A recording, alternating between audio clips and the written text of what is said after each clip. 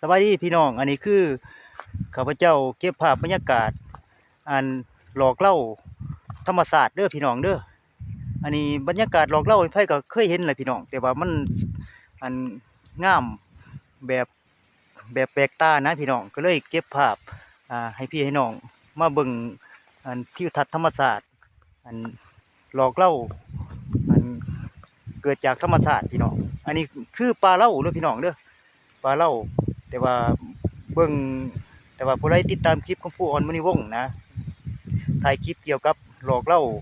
อ่าที่สูงอ่าคือจำยอดฟ้าเนาะพี่น้องเนาะงามแบบงามแต่ว่าผู้ใดเบิ่งคลิปติดตามคลิปของผู้อ่อนมณีวงศ์เนี่ยแล้วบาง FC นะก็สิคิดฮอดบ้านเนาะพี่น้องเนาะอันนี้คือหลอกเล่าเด้อพี่น้องเด้อหลอกเล่าที่กำลังอ่ากำลังสีบ้านพี่น้องกำลังสีบ้านนะพี่น้องอันนี้อยู่แคมป์ทางที่ข้าพเจ้าเก็บภาพ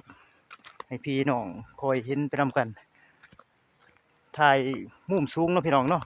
พี่น้องยังเห็นบรรยากาศหลอกมันและอยู่ในท่ามกลางของหลอกเล่าก็จะมีต้นแคมนั่นพี่น้องแคมอันนี้เขาเอาไปเฮ็ดฝ้อยนะพี่น้องฝ้อยฝ้อยปลาเทือนนะพี่น้องเฮ็ดฝ้อยหยังนี่ล่ะประมาณนี้นะพี่น้องเนาะแคมเด้ออันนี้คือกกแคมเด้อพี่น้องแคมนั้นบางพี่น้องก็บ่ฮู้ว่ากกแคมจะไดอันนี้คือบรรยากาศกกแคมพี่น้อง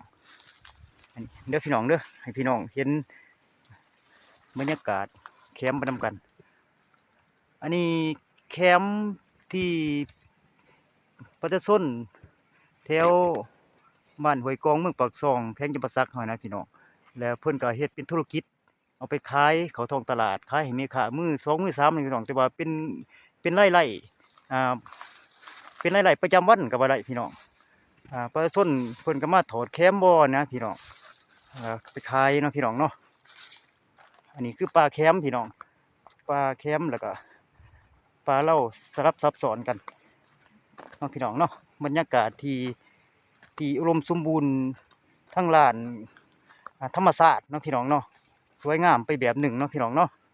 ทั้งปลาเล่าทั้งปลาแคมเกิดไปนำกันทั้งสวยงามก็ทั้งอ่าเป็นธุรกิจแบบธรรมชาติสร้างขึ้นเองเนาะพี่น้องสวยงามไปแบบหนึ่ง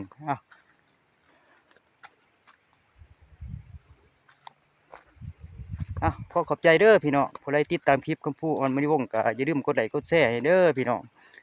ขอขอบใจหลาย